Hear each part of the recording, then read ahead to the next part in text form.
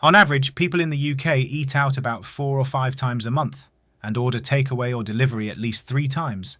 But lately, a lot of us have started feeling the same thing. Eating out just doesn't feel worth it anymore. Prices have shot up, portions are smaller, and the experience, often disappointing. And that's the thing. It's not just one bad meal here or there. Across the country, dining out has become frustrating, expensive, and for many people, no longer enjoyable. According to the Office for National Statistics, the average person in the UK now spends around £220 a month eating out or getting takeaways. Couples without kids spend about £370, and families can easily hit £500 every single month. And for that money, most people feel they're getting less than ever. Prices are up, portions are down. And then there are the mystery extras, things like service charges, energy surcharges, or staff welfare fees quietly added to the bill. Many restaurants now automatically include a 12.5% service charge, even if the service wasn't great. You'll often spot a tiny note at the bottom of the menu mentioning it, by which time you've already ordered a drink and decided to stay.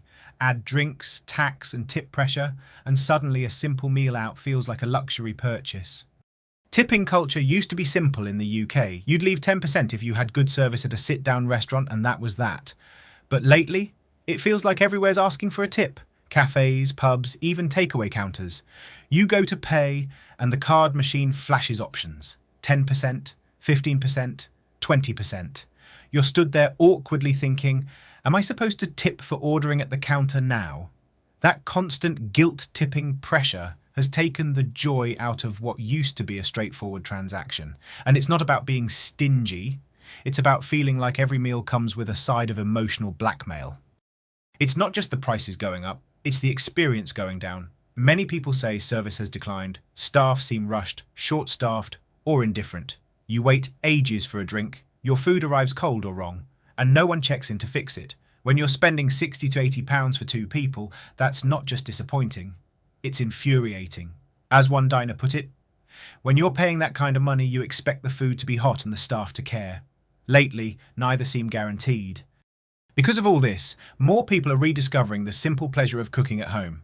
What started as a cost-saving move has turned into something people actually enjoy. Learning new recipes, experimenting with flavors, and using a few gadgets to make life easier. And once you get into it, you realize the food tastes better, it's far cheaper, and it's usually healthier. Instead of spending £40 on a single meal out, that same money can cover several days' worth of homemade dinners. Many people say they've reached a tipping point, no pun intended. We stopped going out because every time I'd think, I could have made this better at home for a quarter of the price. The only exception, the meals that are just too time-consuming or specialist to replicate, like a proper Chinese, Indian, or wood-fired pizza. For some, going out to eat has gone from being a treat to feeling like a chore. It's the constant maths in your head. Checking prices, factoring in service charges, debating if it's worth ordering a drink, and feeling awkward when the card machine prompts you for 20%. A lot of people in their 40s and 50s say they used to laugh when their parents complained about restaurant prices. But now they find themselves saying the exact same thing. Back in my day, you could get a proper pub meal and a pint for under a tenner. And it's true. It's not just older generations grumbling anymore. Even people in their 20s and 30s are noticing it. Whether it's a casual lunch, a Friday night pub meal, or a family outing, the reaction is the same. Wait, how did the bill get this high? If you plan on having a drink, expect to pay double. Alcohol is where restaurants make their biggest profits. A glass of wine that cost them £1 might be £8 to £10 on the menu. A pint of beer that's £2 wholesale, often £6 or £7 to the customer.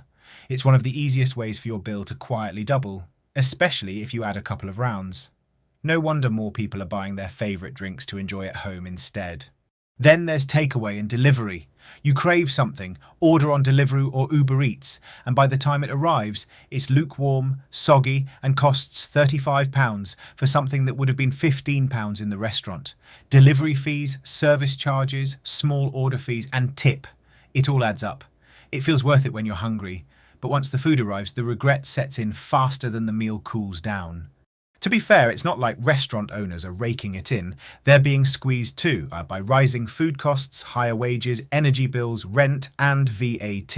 Many are just trying to stay afloat. According to industry data, around half of new restaurants in the UK close within 5 years. So it's not that they're overcharging for fun, they're fighting to survive in a system where everything costs more. Even groceries have jumped in price. So it's not like eating at home is cheap either, just cheaper. People haven't stopped eating out altogether, but they've become more selective. Dining out is still about connection and convenience. It's a break from cooking, a social thing, a small luxury. But it's also become an expensive gamble. For everyday meals, more people are staying home, cooking from scratch, and saving the restaurant experience for special occasions. Not because they don't enjoy it, but because home just feels like the better deal now. So if you've noticed eating out feels less satisfying lately, you're not alone. Between smaller portions, rising prices, added fees, and tip pressure, it's easy to see why so many of us are saying, you know what, let's just eat in. If this video resonated with you, hit like, subscribe for more smart money content, and tell me in the comments, have you cut back on eating out, or do you still think it's worth it once in a while?